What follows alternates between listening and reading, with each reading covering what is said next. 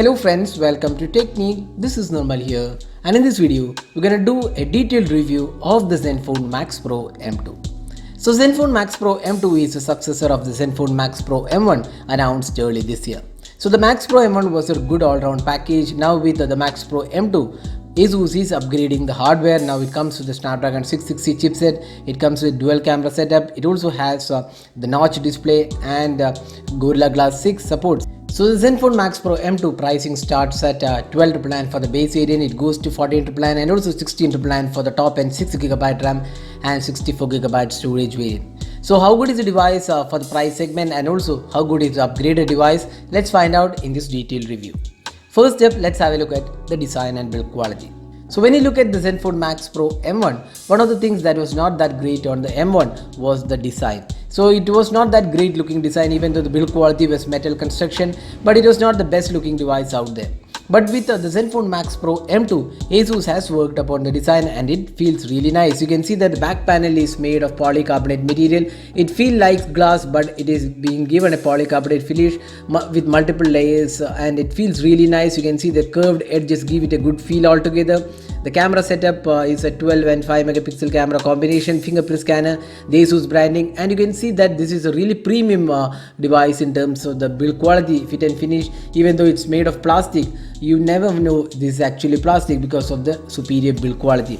Now even in terms of design aspect, you can see the notch display, the bezels have been reduced, and you can also see that the device looks really nice in terms of the build quality as well. So design and build quality is definitely improved on the ASUS Zenfone Max Pro M2. So one of the important features which has been improved on the Max Pro M2 has to be the design and build quality. So overall it gives a good finish to the device and definitely feels premium for the sub 15K price segment.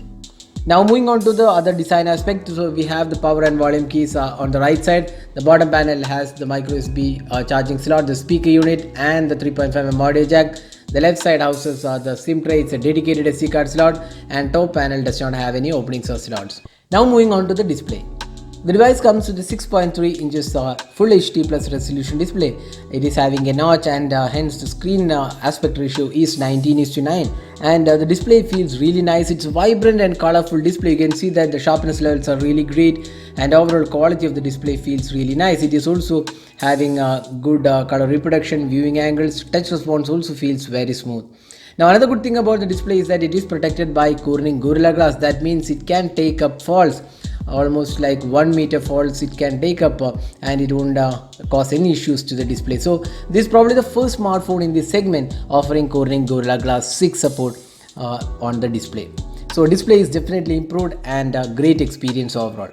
Now moving on to the software. So ASUS Zenfone Max Pro M1, when it was launched, it came with the stock Android experience. ASUS ditched the Zen UI. Now with the Zenfone Max Pro M2 as well, the stock UI is being retained here. So you can see that when you buy the smartphone, you don't get any third-party apps. It's just the basic software which Google provides on Android, and it is quite simple, no additional features being offered, and you can see that even assistant settings, a few gestures supported in Zen Motion. Otherwise it is quite the same UI you find on any Android One powered smartphone. So ASUS has retained the stock experience on this device as well. So this device also will be getting the Android Pie update early next year. This promised for Jan 2019. That's pretty good. So the software is definitely good, and right now it runs on Android 8.1 Oreo. Now moving on to the performance. So ASUS has upgraded the performance of this device with the Snapdragon 660 chipset. It is clocked at 1.96 GHz, and it has either 3, 4 or 6GB RAM variant. We have been testing the 4GB RAM variant and we have been pretty satisfied with the performance. It is really smooth experience. The Snapdragon 660 offers a great experience overall, and in day-to-day experience we did not see any sort of lag or issues, and it was very much responsive, and the multitasking and RAM management was really good, and ASUS has retained all the features in the software when compared to the Zenfone Max Pro M1. When it comes to gaming, here again we feel that the Snapdragon 660 is definitely powered, and you get a really good graphic experience when playing heavy graphic rich games like PUBG and Asphalt 9. Overall experience was really good. So it's a class leading performance in the sub 15K price segment. Now moving on to the other aspects, talking about the fingerprint scanner. So we have a fingerprint scanner mounted on the rear panel, and the performance is quite good. It might not be the fastest fingerprint scanner out there, but it does work pretty well. Now there is also face unlock included. We'll just demo the face unlock. You can see again, not the fastest out there, but works pretty well. Now moving on to the other aspects, the sound performance from the speaker looks pretty good. We have done an FAQ video where we have showed the speaker output. It is quite good. It is 5 magnet speakers, so the output is pretty loud, and the output via earphone is also really good. Now this device comes with dual SIM cards and a dedicated SD card support. There is dual VoLTE support, and there is no issues whatsoever with the call quality, and it was pretty good. Now moving on to the most important aspect, the cameras.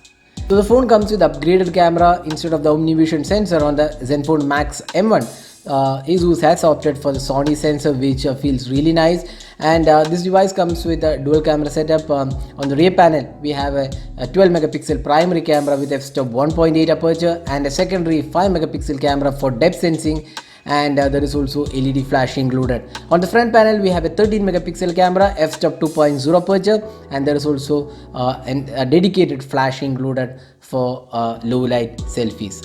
So that was the camera aspect of the Zenfone Max Pro M2. So we have done a detailed camera review of this device, and here are some samples we have taken. Overall, the Zenfone Max Pro M2 does a pretty good job in terms of quality of the photos, good sharpness levels, good details.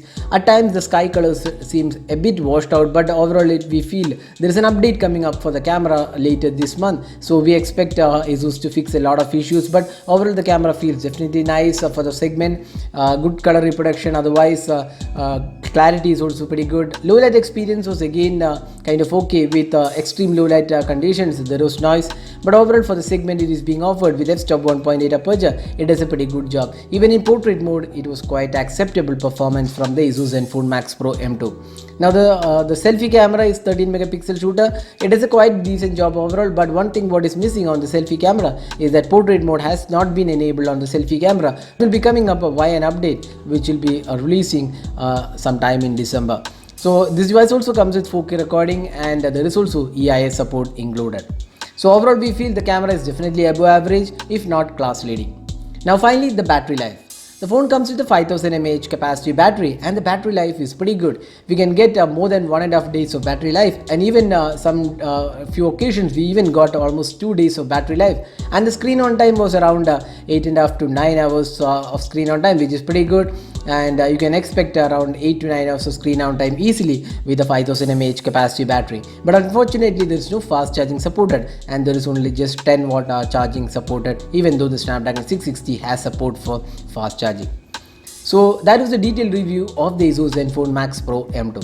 So summing up, how good is the device for the price of 12,999 for the 3 and 32GB storage? So ASUS Zenfone Max Pro M2 is an worthy upgrade over the Zenfone Max Pro M1 in almost all aspects, be it the design, display, the software experience, the performance, the gaming, the cameras, battery life. Everything is definitely a great worthy upgrade over the Zenfone Max Pro M1.